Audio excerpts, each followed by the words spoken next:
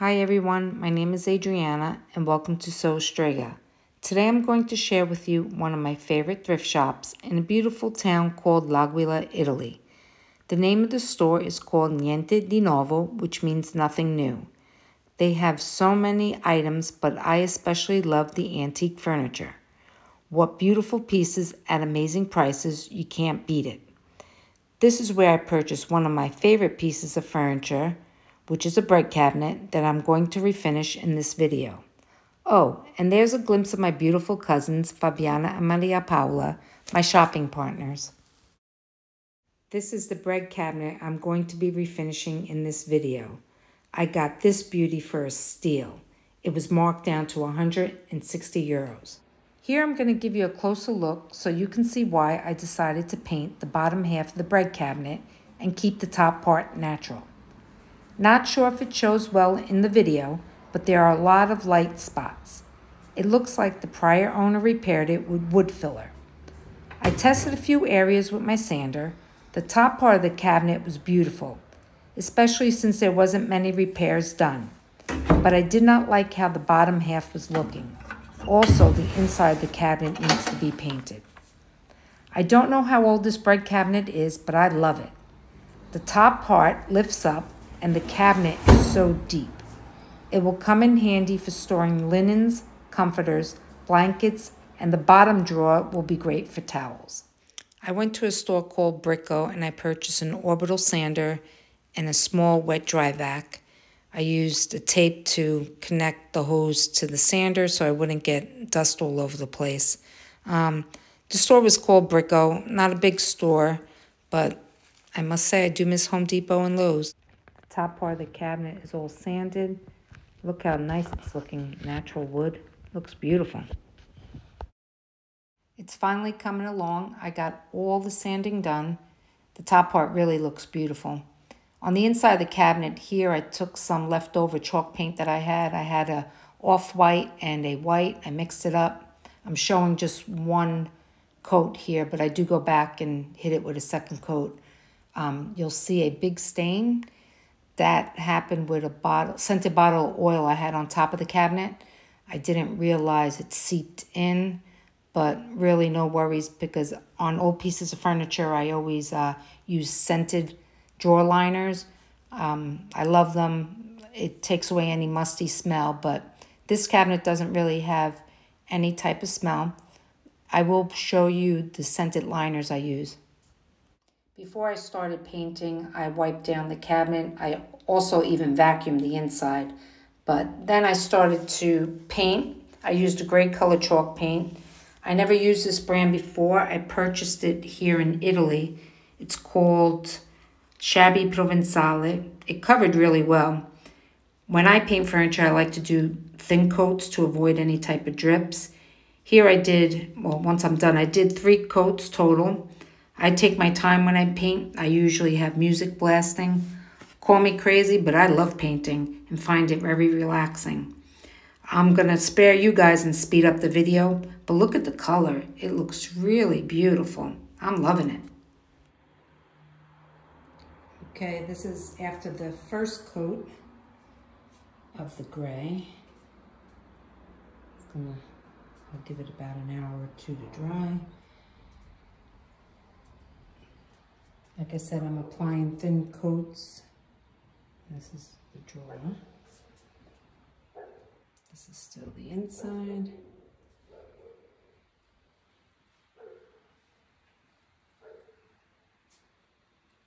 It's coming out really nice. Just such a beautiful piece. Second coat is completed. It's looking good.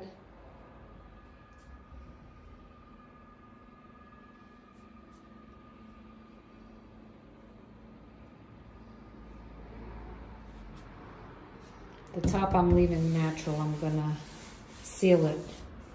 And then I would still have to I'm gonna make my own white wax because I don't have any. So I do have some wax, which I think will really show up really nice in these little grooves. It's coming out really nice. While I'm here, let me give you a little peek off my balcony of this beautiful town of Paganiga. Here's the view. It's so pretty.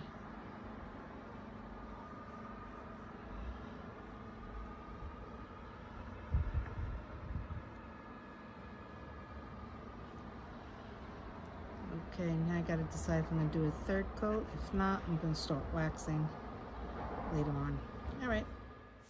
Before I used the white wax, I had to use the clear wax. I actually had to do several coats because I guess because the piece is so old, even through the chalk paint, it was just absorbing the wax. So what I did was I just laid it on, and before I wiped any off or buffed it, I just let it soak up. So I think I did about 3 coats of the clear wax. Might have been even 4. And then I started to white wax here. What I did was I took some clear wax and then I took some of the white chalk paint and just made my own white wax. It all depends how bright you want it. I think you just need a very little white paint. Mixed it up and I started to brush it on. You'll see that some spots I'm wiping it off, and then there are other spots that I'm just dabbing. And if you take too much off, that's the great part of using the clear wax. You always want to clear wax before you do any type of colored wax or antiquing wax, because it's easier to wipe off. If I didn't wax it prior, it would have been hard to remove the white wax. It would have just pretty much stayed on the wood, especially this wood, it's so old. But some spots like I said, I'm wiping. Some spots I'm dabbing because there's so many different grooves. There's also a lot of nicks on this piece, but the white wax settles in really nice. I mean, the look to me is beautiful. If you're looking for a more perfect look, this is not for you. But again, this is a great technique. Brings out, you know, the beauty to me in this piece of furniture. Just want to show you how the white wax is looking. Here I'm going to continue with the white wax over the piece, except the top.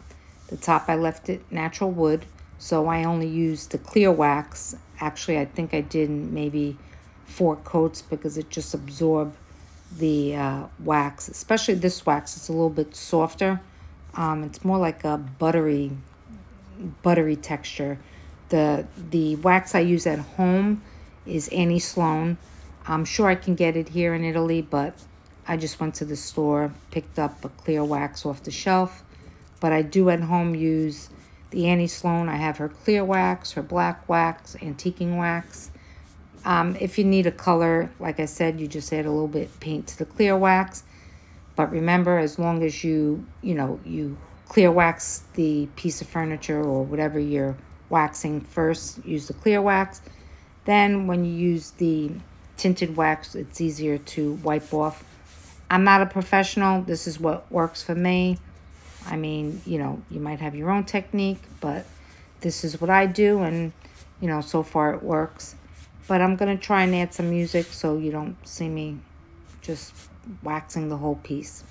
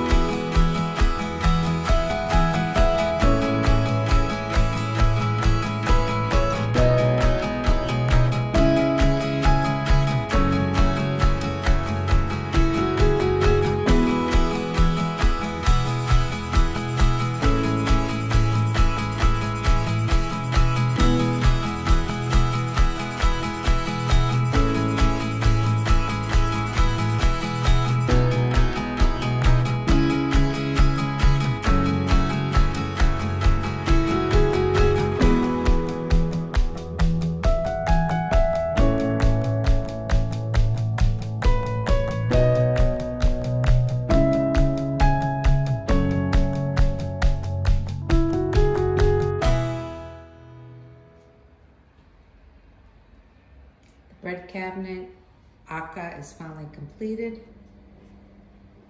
I left the top part natural. I just added wax on top of it. I had to do lots of coats of wax because being that this piece is old, it kept absorbing the wax. And then the bottom part of the piece, I did it in a gray. And then I had to, I made my own white wax. Obviously, I used white chalk paint and then the clear wax, mixed it up. And this is the final piece. And there is a lot of nicks and dings, but to me, that's what gives this piece such character. I love it. Can't believe it's finally finished.